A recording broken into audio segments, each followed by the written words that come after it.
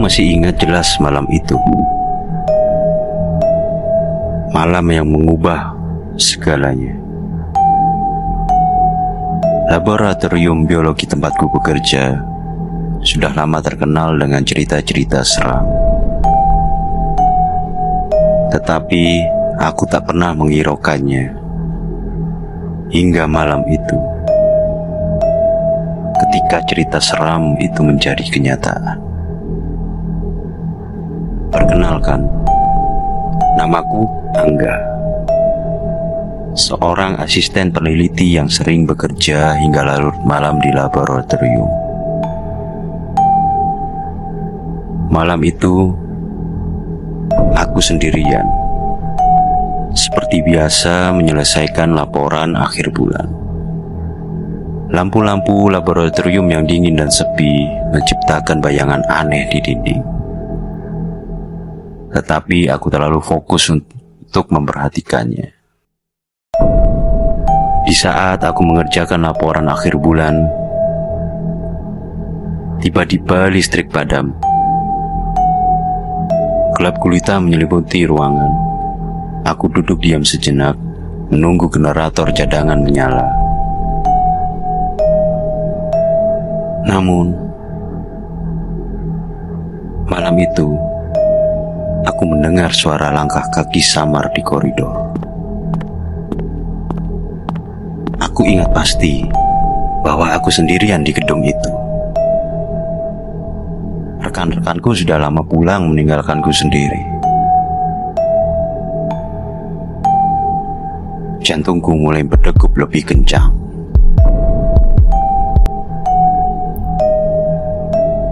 Suara langkah itu semakin mendekat dalam kegelapan. Aku meraba-raba mencari ponselku untuk menyalakan senter. Saat cahayanya menyinari koridor, aku tidak melihat apa-apa.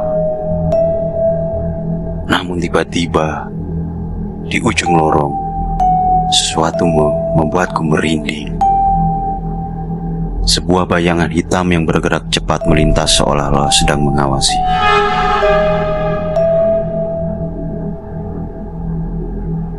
Aku tersentak kaget, mencoba meyakinkan diri bahwa itu hanya bayangan biasa. Tapi rasa takut mulai merayapi tubuhku. Aku sangat ketakutan. Aku segera bergegas lari keluar dari laboratorium,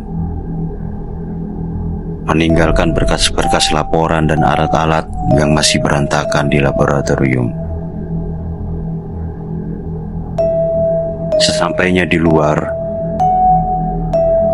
aku menarik nafas dalam-dalam, mencoba menenangkan diri dari ketakutan yang baru saja kualami.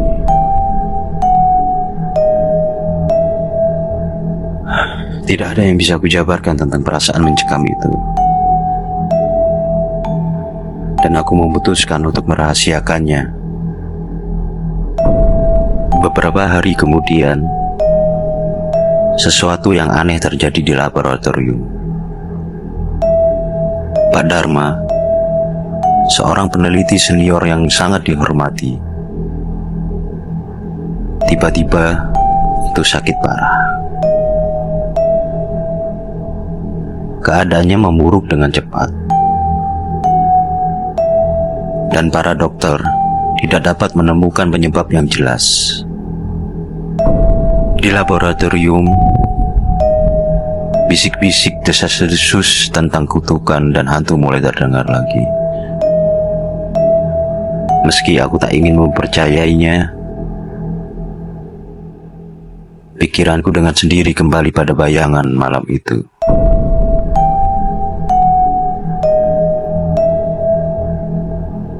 Rasa penasaran menggerogotiku. Aku mulai menggali lebih dalam tentang masa lalu laboratorium itu. Setelah beberapa hari mencari di arsip lama, aku menemukan sesuatu yang mengejutkan.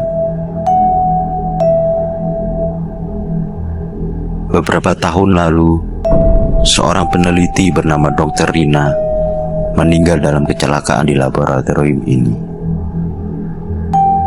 Menurut laporan, ledakan kecil terjadi saat ia sedang melakukan eksperimen dengan bahan kimia yang tidak stabil. Namun, ada beberapa hal aneh dalam laporan itu yang membuatku curiga. Ternyata, sebelum kecelakaan itu terjadi, Dr. Rina sedang menyelidiki dugaan manipulasi data yang dilakukan oleh salah satu peneliti senior. Dan peneliti senior itu adalah Pak Dharma. Menurut beberapa catatan pribadi yang kutemukan, Dr. Rina berencana untuk mengungkapkan kebenaran di konferensi besar yang diadakan beberapa minggu setelah kematiannya. Namun, ia tewas sebelum sempat melakukannya. Kematian Dr. Rina dinyatakan sebagai kecelakaan. Namun dari apa yang kudengar dan kubaca, ada yang merasa kecelakaan itu tidak murni kecelakaan. Rasa curiga semakin dalam saat aku menemukan catatan rahasia milik Dr. Rina di ruang arsip yang sudah lama tak terpakai. Catatan itu penuh data eksperimen dan pengamatannya terhadap manipulasi data Pak Dharma. Lebih mencenangkan lagi, di halaman terakhir ada catatan yang berbunyi, "Jika sesuatu terjadi padaku, ketahuilah ini bukan kecelakaan." Penasaran dengan kebenaran yang tersembunyi, aku memutuskan untuk kembali di laboratorium pada malam harinya, mencoba menemukan bukti lebih lanjut. Ketika aku sampai di sana, suasana ruangan terasa lebih menakutkan daripada biasanya. Semua terasa dingin dan sunyi. Terlalu sunyi untuk sebuah tempat yang biasanya dipenuhi dengan aktivitas. Saat aku menjelajahi laboratorium yang gelap, bayangan-bayangan seolah bergerak sendiri, membuat jantungku berdegup lebih kencang karena aku memikirkan bayangan yang terjadi pada malam itu. Aku masuk ke ruangan di mana aku menemukan catatan Dr. Rina sebelumnya. Namun ketika aku hendak mengamankan catatan itu, aku mendengar sesuatu, suara langkah kaki lagi. Kali ini lebih jelas dan lebih dekat. Aku segera bersembunyi di balik salah satu lemari, berusaha menenangkan diriku dari ketakutan, berusaha menenangkan diriku. Di tengah kegelapan, pintu ruangan terbuka perlahan. Aku bisa merasakan kehadiran seseorang. Ketika aku memberanikan diri mengintip, aku melihat seorang wanita berdiri di depan pintu. Wajahnya samar, seperti diselimuti kabut. Tapi yang membuat bulu kuduku berdiri adalah tatapan matanya. Tatapan penuh dendam. Itu bukan orang.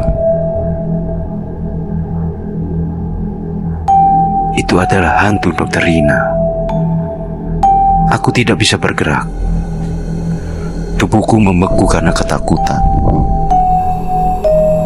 Tapi sebelum aku bisa bereaksi, bayangan itu menghilang begitu saja, meninggalkan ruangan yang sunyi seperti sebelumnya.